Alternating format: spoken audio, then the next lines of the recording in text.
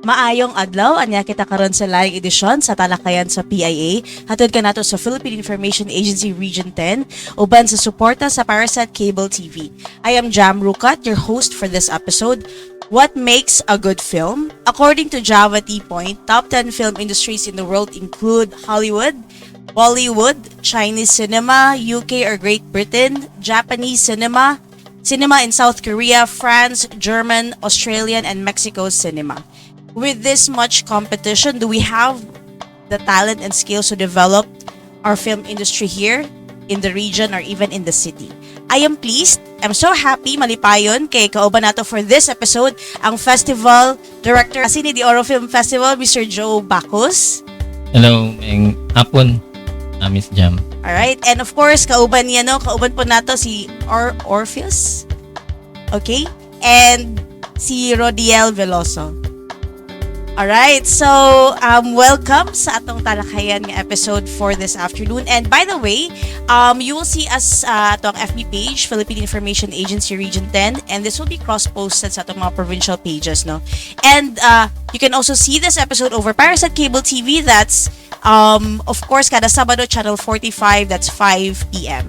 So let's start. Siguro sugdan nato si Sir Joe about Cine de Oro. I am glad that there is actually an advocacy group. There's a group for filmmaking here sa city because we have arts and crafts, we have other groups na, and then filmmaking is something wala kaayo siya na touch before. So can you tell us about your group, Cine de Oro? And also there is the Cine de Oro festival. Can you share to us unsa kini nga kalihukan? Cine de Oro was founded by us, mga group of filmmakers. Mga around 6 years ago pa to siya. And then, gipush na namo 4 years ago na magpa-festival na din mi. So, we started with film screenings, mga nana, and then workshop. And katong niabot na ang time na why not ipadako na to ang platform para mas maka-develop ta og mga filmmakers din sa ngayon. So, kami mga kuan and di Sean Uipod part atong pag-launch namo sa first namo nga film festival atong 2019. Okay, and nidako na din siya kay we met different types of artists na nilang discipline nila, like sa mga visual artists, mga theater actors, so nag-collaborate na din. Yeah, speaking of artists, what is the process of training, tama ba, training filmmakers, and do you have to be an artist to be a filmmaker? Well, depende. Actually na films na artsy kaayo, focus sila more on arts, and then naapay uban nga more on craft. So let's say kanang mga TV productions, may nana, so naka mainstream nga naka-pattern lang ang ilang gabuhaton. So invented siya para makonsume sa tanan, nana. Pero katong mga artsy mga films, medyo light po siya. So actually pwede. What skill set should you have to create a film? As far as skill set, maski unsa man na skills pwede man nimo ma-acquire throughout sa imong pagtuon og films. Especially us, even gina-brand na mo among selves as filmmakers na gatuon man gyapon mi, and learning never ends. As far as what's required of a filmmaker na lang gyud, siguro it's the desire to make films and the desire to get your vision, your idea projected in the medium of film. So I guess kung na mga tao na gahuna-huna gaka-insecure sila ng ilang skill set kay dili nga na ka polished for filmmaking, I'd say na it doesn't have to stop you from trying to make films. All you have to have basically is the love for film. Ang filmmaking mangod is the most collaborative art form. So, bisag unsa imong skill, you don't have to have a wide array of skills. So kung naa lang kay contribution nga kanang murag kani nga skill kabalo kani ma-contribute ka to make one film. Okay, for example, among project sa una kay nag-involve og visual artists, sculptors, dancers, performance artists. So dili lang siya kanang usual nga makita nato nga director, writer, editor nga. So dagan kayo og kanang mura og open slots nga maka-contribute ang other people of different background. Like for example, kanang naapoy manager nga magpadagan sa production nga smooth siya ingana. So maka-contribute yun ka sa film. Thank you for that. Ka-remember ko sa una nami kanang theater college days. Akong role is kanang sa props bitaw, kanang mag-lights off. Then so yeah, dahil baski kanang inanay mo skill pwede siguro. Anyway, yeah, thank you for that. So there are so many films out there, and do you think ang Cagayan is okay, the city of Cagayan daghan ba filmmakers, and do you think at part sa other countries or even sa atong region? As of now, murag dili na kayo inana gid gyapon kadaghan, but since before naa na gid ang Cagayan de Oro, like sa 70s 80s kato silang Dila Serna, and then Mr. Ruben Canoy pod sila mga first nga nagbuhat og pelikula din eh. And then medyo taod pa siya nga murag dito na sa digital age na nga nanggawas na ang mga consins barato na ang magbuhat og film. Karon moausad nga ang gipush na magbalik ang Cine de Oro kay since nag-start ang pandemic, medyo gitamlay ng mga tao, walay kwarta. So karon nga medyo na okay na ta. So maskin wala may budget, gipush na mo ning festival para ma-encourage ang tanan. Kay ang art baya kay life baya siya, diba? So aton time nga naglisod ta sa pandemic, ang nag-comfort sa ato kay ang Spotify, ang Netflix, internet, diba? So pero murag dili kinato gatagaan og bili ang art, pero wala ta kabalo nga tungod sa art di ta nag-survive tanan. Yeah, totally agree. Okay, so how can we stand out in the film industry? Is that the goal, to stand out, or what is the goal of Cine de Oro?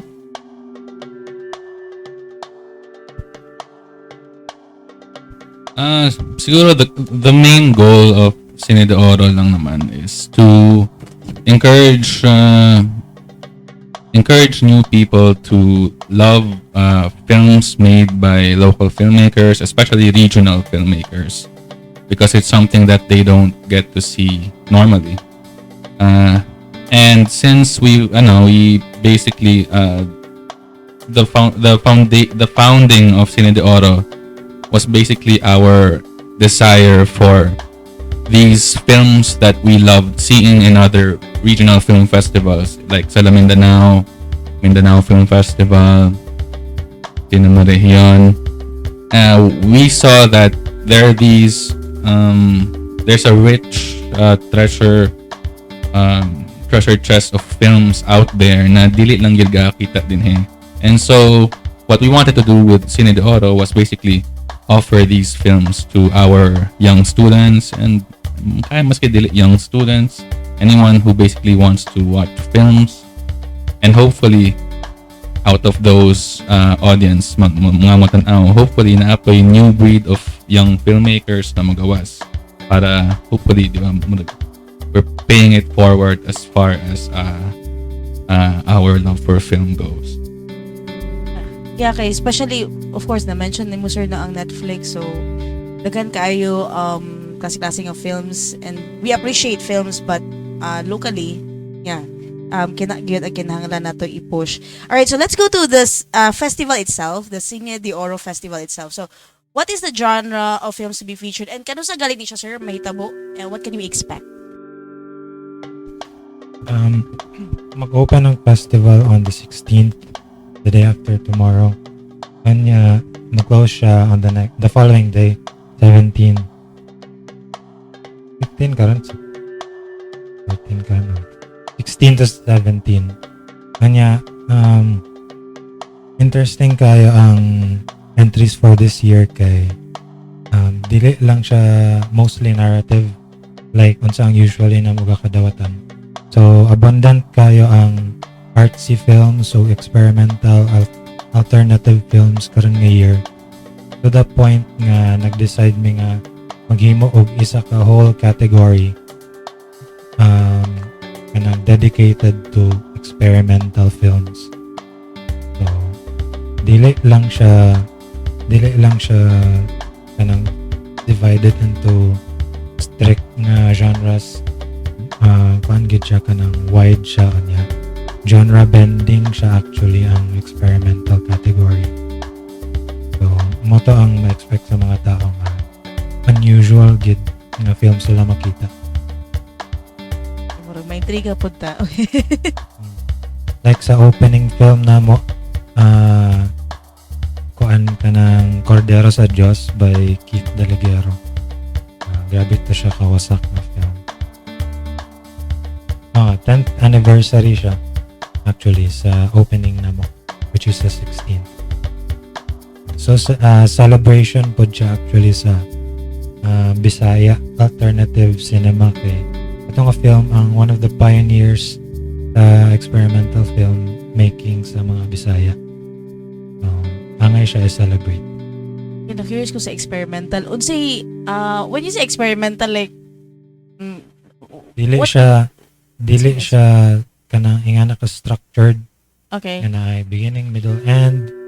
Dili siya kanang ga-follow sa strict rules sa cinema nga kanang naatay hero's journey nga ingani yung journey. Pagka-end kay lain na siya nga tao. So murag lahi siya, pwede siya ma-mix or unsa ba, pwede niya madulaan ang visual. Mind-boggling. Experiment mismo ang filmmaker. Right. Okay. Thank you for that. So if you can describe cinema landscape in the region, what is the best word that describes it? Regional films are very diverse talaga because as people of the region, sometimes ang atong geography and ang culture sa atong lahi-lahi na mga nasod kay ultimately mo bleed through sa atong own storytelling.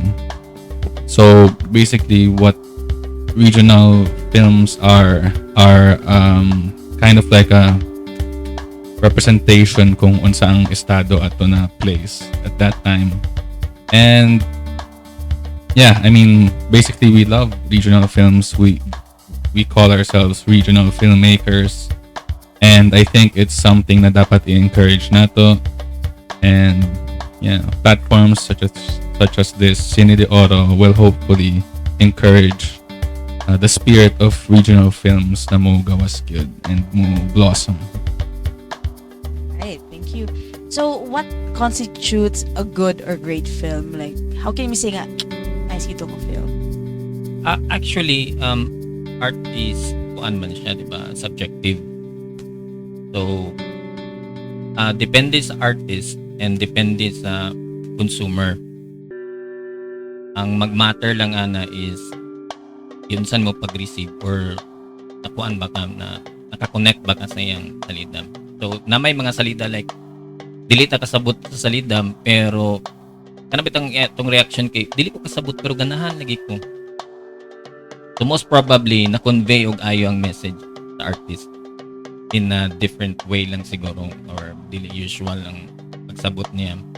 Kay ang art man dapat kay though kuan siya subjective siya. Pero ano no, murag dagan siya layers and kuan siya murag food siya sa imong subconscious nga self, murag ginana siya. So depende siya and then mao nang sa mga festivals pud uban magdepende pud ang mudaog maskin og same set lang nga films kay magdepende sa jurors hindi sa taste. So we have Netflix now and all other platforms online. No? We can watch films in the comfort of our own home. So is this a platform you welcome, and would you saan pag-appeal yung platform for Cagayan de Oro? Personally, kanang okay ko sa idea sa streaming sites kay kanang ga-evolve man ang art, di ba? So, kanang dili na siya purely cinema nga panahon mo sa cinema. So, ga-evolve na siya into other formats or platforms. Yeah. As long as kanang maapektuhan kasi mong gitanaw, whether it be kanang good or bad, or ma-change mong outlook in life, kanang dili mag-matter kung unsa yung platform o kung unsa yung format para sa ako. Medyo contested yun siyang thing, di ba? For, labi na for big filmmakers, kining Netflix. Because kung sa Netflix, kakawala ang audience po sa cinemas. Pero the thing na ako na-realize throughout the pandemic, especially, because during the pandemic, nag-lisod po ko personally coming to terms with nga nung nag-filmmaker ko. I mean, lisod siya nga, it's not a very lucrative field for me so far. And during my doubts at nga time na nakahuna-una ko what makes film important sa mga tao. And na-realize na ako nga lahi yun ang stages of movie watching throughout the years. And na-realize na ako nga kung sa una wala tayo Netflix nga mas effort yun ang tao mo tanawag sa lida mo palit yun og DVD or mo download sa internet mga torrent og sa lida illegally. Basically murag maski na ato na mga points in time na naka-take away to siya og mga tao sa cinemas na amang yapon mi, di man, we still ended up loving watching films. And we were just part of the wave na murag na another way of watching movies. And kining Netflix is another wave of that change in the landscape of watching movies. So I na-realize na ako, I have no doubt na maski naan ang Netflix, people will still love films. Maybe dili lang siya as parehas sa una in the classic way na cinema watching yun. Pero there will always be room for films to be important in society, in culture. Good point. Yeah, good point, sir. Okay, next question is, what is the biggest challenge in the film industry now, specifically in Cagayan de Oro, and can we compete with other regions or even at the national? Actually, we have competed in regional, national, and international film festivals. For example, kani silang duha, gikan naman nilang film sa gawas. Kanya, if we did it, I'm sure other Cagayanans can. Commercially po, kato siya sa quality, makakompete na. And then sa commercial nga aspect, murag medyo diya pata bitin kay ang center gid karon sa commercial films kay ang Manila ra gid. And then kung naamang galing sa regional, maybe Cebu and Davao. Pero pinanagyapon siya kay struggle. Now ang challenge unta ani is dapat may mong supportive ang local, ang una ang LGU, and then ang mga siguro mga business tycoons, mga nana. Kay kung permilenta inani nga dito ta sa Manila magsuksok raman ta nito, di ba? And then ang isa sa, I'm sure wala gid siya na imuhag study, pero maybe naana siguro pero wala na push. Ang Bisaya audience ang pinakadaghan sa tibuok Pilipinas, yet wala pa siya na top, no? So ang top ni siya nga market. So kung maybe ibalik ang Bisaya nga kuan nga movement sa mga films nga suportado siya sa tibok. I mean dili Bisaya lang siguro ang mga region apart sa urban regions other than Tagalog lugar. Siguro mo makatabang siya sa ito. Right. Okay, thank you for that, Sir Joe. Okay, akong last question is, what makes Region 10 unique in terms of creativity in the film industry? What do we have to offer?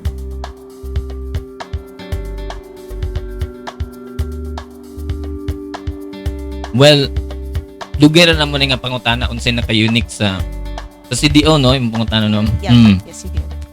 Actually galisod mig tubag ana sa una kay sa cinema region or sa mga regions uban dali ra nimo may bawaan ang Kapangtangan, Ilocano, paray sa Sambuanga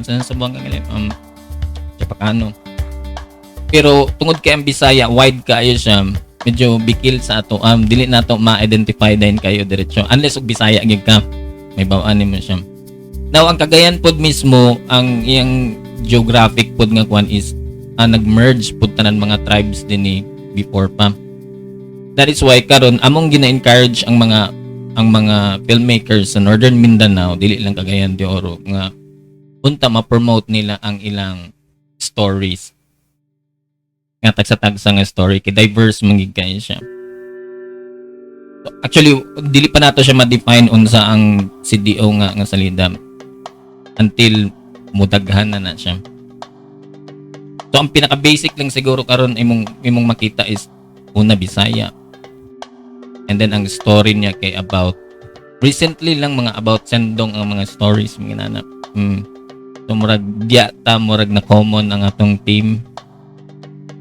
Then maupod ni siya ang goal pud namo karon sa Cine de Oro is amo pud ni siyang i-commemorate pud nato ang sendong pud nga anniversary. December 17 no. And then napod may isa kasalida among closing film which is Ola by Mian Humalon, yes. Tsada kayo ay yung film about sa mama nga nawala yung anak and then gabisit yung anak niya nga magpabuhat og boat namatay. So anak pa lang sakit kayo siya nga lagline pa lang daan diba, so naana siya sa mong closing film. And then dili siya actually Cagayan de Oro pero ang feels niya murag inana. So muna mong i-encourage po namo nga what if after na ipasalida sa Cagayan de Oro then maybe we can produce films more lain-lain nga stories inani and then we can unify and then maybe we can define Cagayan de Oro cinema murag inana sir. Next year, please invite Cagayanan. So, Sige. mga details na lang. Kanang magpasalida mi sa Karumata. Karumata ang name sa place. Kanya owned by Michelle Lua and Jericho Jake Vamenta. Mga gaya nga visual artists dari sa Cagayan. Kanya dito may magpasalida sa ilang lugar. Tapos located siya in front of Barangay Makasandig nga Barangay Hall. Lapit sa Abay sa Corpus High School. May sudlanan dia. 8 p.m. sa 16, 17. Tapos tomorrow naami benefit gig attended by local bands there is Cagayan. Mag-open may 8 p.m. sa Viajero. Kanang kuan dili. Kuan siya kanang sa center point nga dalan sa Tumoy lang. Demetrios in place. Yep, Corrales. Tapos center point. Tumoy lang dayon.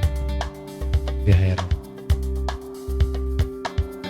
And among kuan i-remind na nato nga atong opening film is a Bisaya film 10 years old na din siya bisa sa mga pioneering sa new wave Bisaya nga digital na nga mga films. So Cordero sa Diyos by Kit Delingero and Ola atong closing by Mihan Humalon.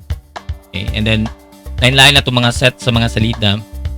So naatay katong narrative which is ang katong category nga narrative and then natay experimental. So lain duha sila makadaog og atong Golden Giant Fish Award, which is made by designed by Jake Bamentam, and then silang duha nagbuhat ni Michelle. So tsada ka siya nga piece, kato pa lang daan nga trophy, wala na, daog na kayo ka, and then you can own it, di ba? Hindi mo na mapalit yun. So yeah, ang screening tod sa films kay mag-start siya siguro after opening nato sa 8, mga around 9 p.m. and then very unusual na amuang style sa festival kay kabi imi magpasalida until kadlawon. So namin midnight screening until kadlawon. So matagaan og chance tanan nga mga tao, oy naman may work, naman may klase. Wala na excuse karon. Gabi atong salida.